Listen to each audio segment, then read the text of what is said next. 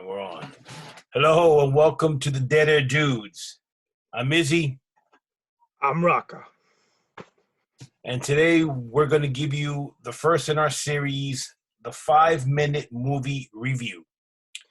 Today's movie is Extraction, a brand new movie that came out on Netflix, starring Chris Hemsworth. Take it away, Raka. Okay, in about 3 sentences, I'm going to sum up the plot line here for you. Kid is a son of a drug lord who's in prison. Assets are frozen. Kid is kidnapped by the rival biggest drug lord in Bangladesh, named Amir Asif. By the way, Mercenaries are hired.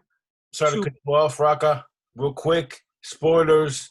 Be forewarned, spoilers ahead. Yeah, because if you don't want spoilers, you have no business listening to this. So, Chris Hemsworth is his role is Tyler Rake. He's a mercenary with a group of mercenaries hired to rescue the kid. Unbeknownst to them, the assets are frozen. There's no money to pay them. So, hopefully I don't butcher this and do justice to some of these names, but Saju, yes, the special forces underling of the Indian drug lord. He's not as big of a badass as freaking as Tyler is. He's pretty good. And he's been charged with kidnapping the kid from Tyler so that they avoid paying the money, the mercenary fee, which they do not have the money to. And it gets convoluted from that point forward. Hemsworth is still the only one left with the kid. He's still very, very loyal. He's noble. He's got his demons. And he tries to take the kid across the Indian-Bangladesh border. And that's basically it. All right. From that plot line given, how do you feel? How did things play out? What's your enjoyment factor? I like the fact that Hemsworth character, Tyler, he's a flawed character, has his demons. His son passed away already. There's a couple pivotal lines in the movie that I forgot the kid's name. But anyway, I know what you're saying. The girl who runs the organization, his plan says, you're hoping that if you spin the chamber enough times, you'll catch a bullet. Basically, that's essentially everything about you need to know about Chris Hemsworth. He's an incredible badass who kills 100 people. I mean, I haven't counted, but he killed a bunch of dudes, bloody, gory, fantastical fight scenes, great action sequences. The scene in the car where they're trying to evade, that's a great freaking scene. I have to agree with you. Probably the pinnacle parts of the movie that glares the most at you is the outstanding camera work and cinematography while normal everyday traffic is happening. It's kind of there's a lot of subtleness to this movie. You could tell by the background with the people in the streets in a third world country. It's congested, it's dirty, it's grimy, and they don't really by and large care. This is almost like an everyday occurrence with them. Yep. Cars are still moving, traffic is still moving, people are going to the marketplace, they're running around, bullets flying everywhere. I thought that part was one of the best features of the movie. The film work was outstanding because they coordinated everything perfectly. Right. You know, Helms were getting slammed by a car. The other guy getting slammed by him in a truck. Meanwhile, daily life is still going on as they cannot stop. It reminded me a lot of an 80s movie. You know, an 80s movie with it was kind of low on plot in the sense of very simple plot. You know, but the action moved it along, and you just wanted to know if they were going to make it against all these great odds. You know, if they would actually save the kid, because after a while, like you said, there's no money involved. So it's a matter of just getting the kid to safety. And, you know. The subtleness in here to bring out characters through dialogue and through just mini scenes is fantastic. So in that sense, the screenplay really works well.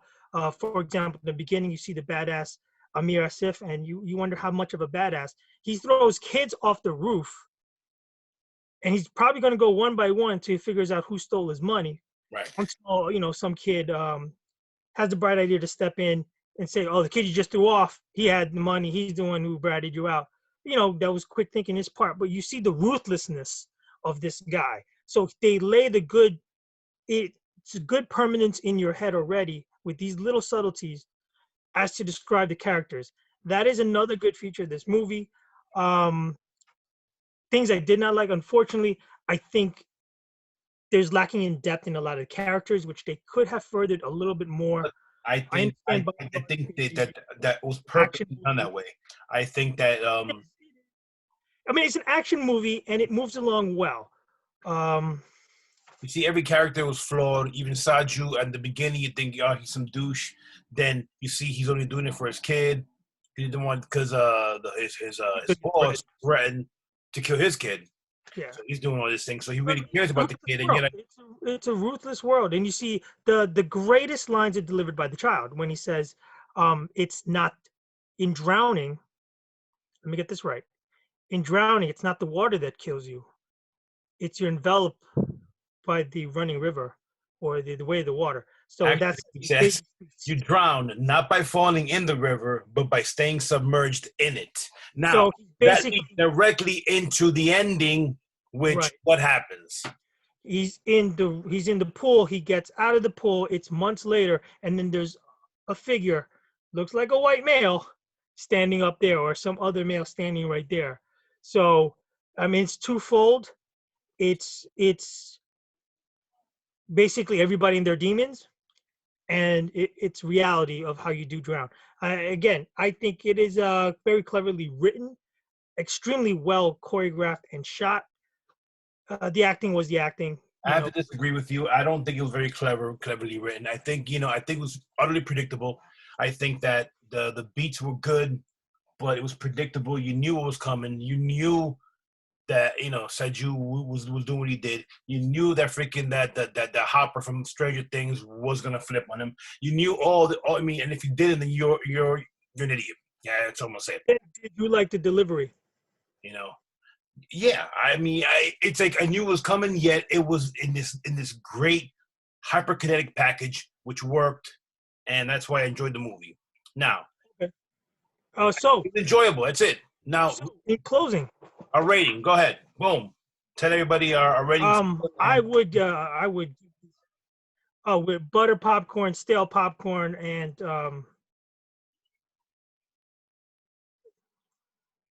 the best movie ever. I mean, Yeah, yeah, you still rotten popcorn. You have your popcorn with salt, and then you have your popcorn with all the fixings, which would be, I guess, would be the top.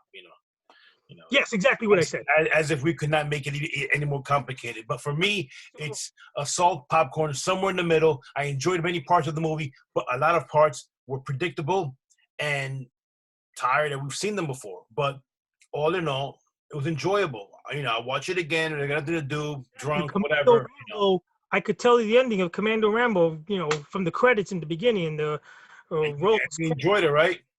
I think the delivery was awesome. I don't go as far as to say this is popcorn with all the fixings. I do say it's somewhere in between popcorn and butter and popcorn are the fixings, especially in taking into account that is a Netflix movie.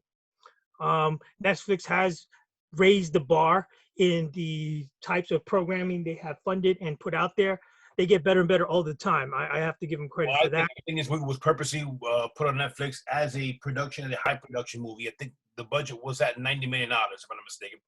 Don't quote me on that, Well, but I think it was a fairly decent budget. It was a movie that could have definitely been been put out in the theaters. You know, well, and, they didn't expect circumstances today the way it is that you and had to. get ready for a sequel. I mean, So yeah, that's all I'm saying. obviously they Get ready set for. it up nicely, but they set it up nicely and they were ahead of their time because there really wasn't much out, and so as a debut, I think it gets more of a following and more viewership than other access on demand videos that have been put out there for 19-20 bucks. With that said, folks, you get a chance on Netflix. Watch Extraction. Yeah, Very good movie. It is what it definitely. is. It's an action movie, but well done. Some clever nuances and some parts of the world you may not have otherwise visited. So, Definitely without enjoyed further ado, this is Raka. Izzy. We are Dead Air Dudes, filling the dead air, hopefully entertaining you, giving you some of our thoughts on today's everything above. Stay healthy, drink Stay healthy, everyone. responsibly, and save the whales. Save the whales. Good night.